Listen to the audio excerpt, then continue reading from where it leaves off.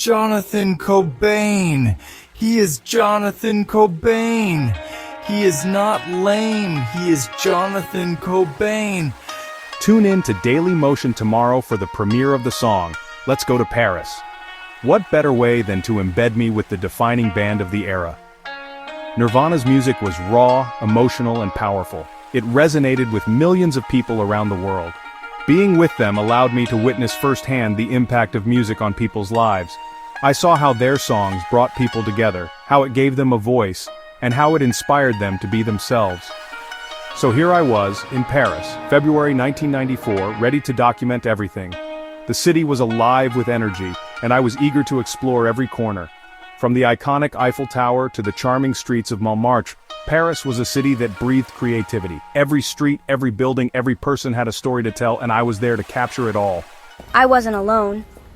My journey was shared with some incredible companions who made the experience even more memorable. Each one of them brought something unique to the table, and together we formed an unlikely but perfect team. My little buddy, a robot named Friend, came along for the ride. Friend was not just any robot. He was a rolling database of music trivia. His knowledge of music was unparalleled, and he had a particular obsession with Nirvana.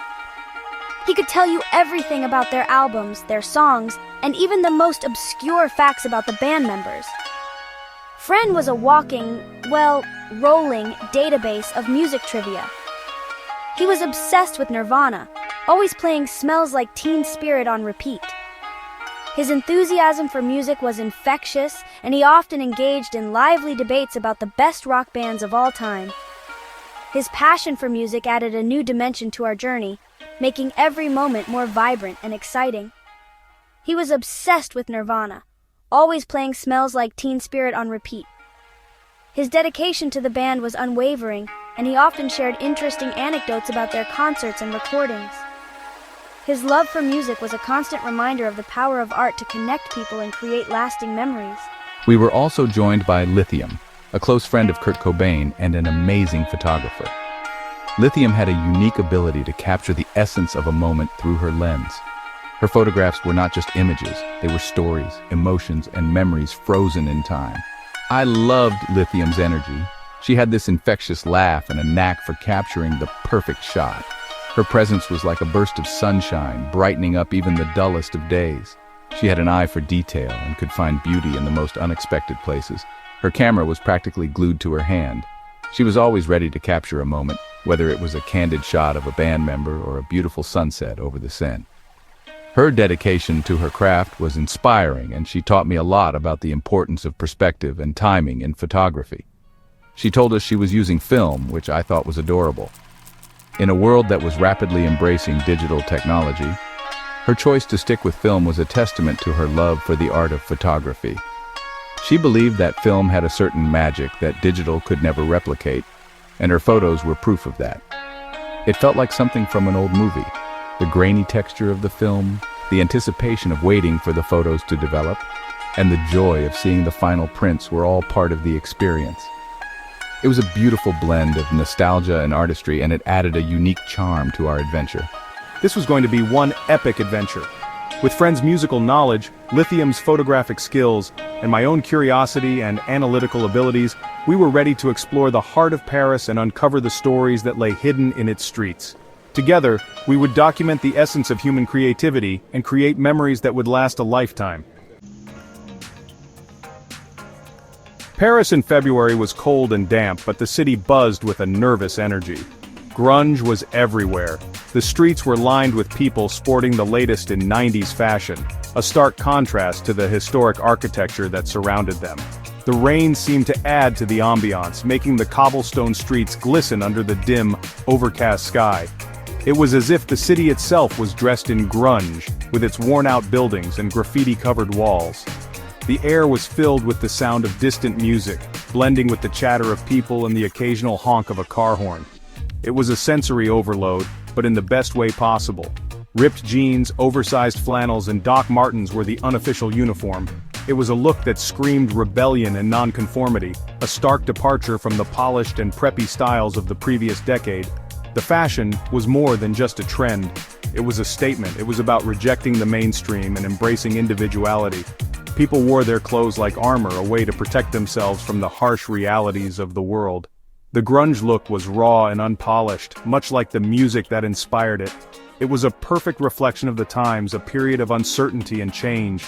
Even the pigeons in the park seemed to have an angsty vibe. They strutted around with a certain defiance, as if they too were part of the grunge movement. The park itself was a mix of beauty and decay, with its bare trees and muddy paths. It was a place where you could feel the weight of history, but also the promise of something new. The pigeons, with their ruffled feathers and beady eyes, were like tiny rebels, adding to the overall atmosphere of the city. It was a strange but fitting juxtaposition, the old and the new, the beautiful and the gritty. We spent our days exploring the city, soaking in the atmosphere. Every corner we turned revealed something new and exciting.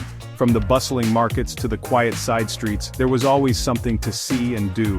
We visited iconic landmarks like the Eiffel Tower and Notre Dame, but also discovered hidden gems that only the locals knew about.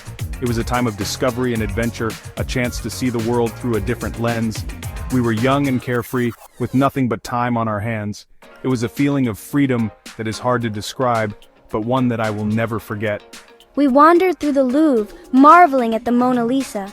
The museum was a maze of art and history, each room more impressive than the last. The Mona Lisa, with her enigmatic smile, was the highlight of our visit. We stood there, captivated by her gaze, trying to decipher the secrets she held. It was a surreal experience, standing in front of such a famous piece of art. The room was filled with people, all vying for a glimpse of the painting. It was a moment of shared awe, a reminder of the power of art to bring people together. "Friend," Ever the comedian quipped, "she looks like she's heard 'in utero' one too many times." We all burst out laughing, drawing disapproving looks from the other visitors. It was a typical moment for us, finding humor in the most unexpected places. It was these little moments that made our trip so memorable. We were constantly joking and teasing each other, making the most of every situation. It was a time of laughter and camaraderie, a bond that was strengthened by our shared experiences. We were more than just friends. We were a family. I chuckled, but I think the nearby tourists thought we were malfunctioning. They gave us strange looks, probably wondering what was so funny. But we didn't care. We were in our own little world, enjoying every moment. The city was our playground, and we were determined to make the most of it. We laughed and joked our way through the streets, creating memories that would last a lifetime. It was a time of pure joy, a break from the pressures and responsibilities of everyday life. We were free to be ourselves, and it was a feeling like no other.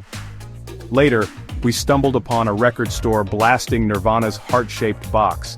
The sound drew us in like a magnet, and we couldn't resist going inside. The store was a treasure trove of music, with posters of our favorite bands plastered on the walls. It was a haven for music lovers, a place where we could lose ourselves for hours. The music was loud and raw, filling the air with its powerful energy. It was a reminder of why we loved grunge so much, a genre that spoke to our souls. Inside, teenagers crowded around, flipping through cassette tapes and vinyl records. It was a scene straight out of a movie, with kids in flannel shirts and combat boots searching for their next favorite album. The store was packed, but it only added to the excitement. We joined in, browsing through the rows of music, each of us finding something that caught our eye. It was a shared passion, a love for music that brought us all together. The store was more than just a place to buy records. It was a community, a place where we felt at home. The air was thick with the smell of incense and teenage angst. Friend was in heaven. He wandered around the store with a look of pure bliss on his face, taking in the sights and sounds. It was a place where we could be ourselves, surrounded by people who shared our love for music. The store was a sanctuary, a place where we could escape from the outside world. It was a reminder of why we loved Paris so much, a city that embraced individuality and creativity. It was a place where we could truly be ourselves. As the sun began to set, casting long shadows across the city, the atmosphere changed. The city took on a different vibe, one that was more relaxed and introspective. The streets were bathed in a golden light, and the hustle and bustle of the day gave way to a more peaceful ambiance. It was a time to reflect on the day's adventures and look forward to the night ahead. The city was beautiful at dusk, with its iconic landmarks silhouetted against the sky. It was a moment of tranquility, a chance to catch our breath before the night began. We made our way to the venue, Nulle part ailleurs. Tonight was the night. The anticipation was palpable as we approached the entrance, the sound of music and laughter spilling out onto the street. It was a night we had been looking forward to for weeks, a chance to see one of our favorite bands live. The venue was packed, but we didn't mind. We were there for the music and nothing else mattered. It was the perfect end to a perfect day, a night of music and memories that we would cherish forever. Nulle part. Ailleurs was a popular television studio in Paris. It was the set for a live music show on Canal+, a French television channel. Tonight, Nirvana was playing. The energy in the room was electric. The studio was packed with journalists, fans, and music industry bigwigs. The air crackled with anticipation. I could feel the excitement, even without the benefit of human emotions. Friend was practically vibrating with excitement. He kept muttering about how this was a historic moment. He wasn't wrong. Backstage, the atmosphere was more subdued. Kurt Cobain, Chris Novoselic, and Dave Grohl were going through their pre-show rituals. Kurt was quiet, lost in his own world. Chris was tuning his bass, a cigarette dangling from his lips. Dave was pacing, a bundle of nervous energy. Then it was showtime. Section 4. Lithium's lens. I was in my element. The roar of the crowd, the pulsating lights, and the electric atmosphere of the concert were my playground. Every click of the shutter was a heartbeat, capturing the essence of the night. She moved through the crowd like a phantom, capturing the energy of the night. Her camera was an extension of her soul, each frame a testament to the raw, unfiltered emotion of the concert. My camera clicked and whirred, documenting every moment, the anticipation in the audience, the collective breath held before the first chord struck. The faces in the crowd, each one a story waiting to be told. The raw power of the band, their energy palpable even through the lens. Each member was a force of nature, their passion and intensity radiating from the stage. The sweat dripping from Kurt's brow, a testament to his dedication and the physical toll of his performance. His every movement was a dance of agony and ecstasy, a visual symphony of rock and roll. She caught Kurt mid-scream, his blonde hair flying, his guitar a weapon of sound. The intensity of his expression, the raw emotion in his eyes, it was all there, frozen in time. I snapped Chris, headbanging so hard his bass looked like it might take flight. His energy was infectious, a whirlwind of motion and sound that captivated everyone around him. And Dave, a blur of motion behind the drums, lost in the music. His arms a flurry of movement, each beat a thunderous declaration of his passion for the craft. But I didn't just capture the chaos. Amidst the frenzy, there were moments of stillness, of quiet reflection. The contrast between the two was what made the experience so profound. I also captured the quiet moments, the backstage camaraderie, the shared glances and smiles that spoke volumes. These were the moments that revealed the true essence of the band. She caught Kurt sharing a smile with Chris, a fleeting moment of connection amidst the storm. It was in these candid shots that the humanity of the band shone through, a reminder that they were more than just rock icons. I snapped Dave, eyes closed, lost in the rhythm, a look of pure joy on his face. It was in these moments that the music transcended the stage, becoming a shared experience between the band and the audience. These photos, I knew, would be something special. They were more than just images. They were a chronicle of a night that would live on in the memories of those who were there.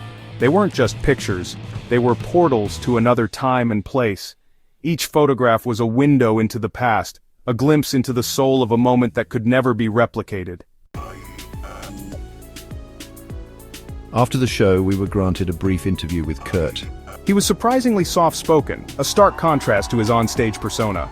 We sat with him in a quiet corner of the venue, the echoes of the concert still ringing in our ears. Kurt, what inspires your music? I guess it's about finding beauty in the ugly. The world's a messed up place, but there's still good in it. I try to reflect that in my music. I decided to ask a more technical question.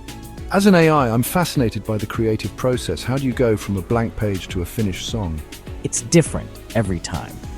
Sometimes a melody pops into my head, sometimes it's a lyric, sometimes it's just a feeling. I just try to follow the thread and see where it leads.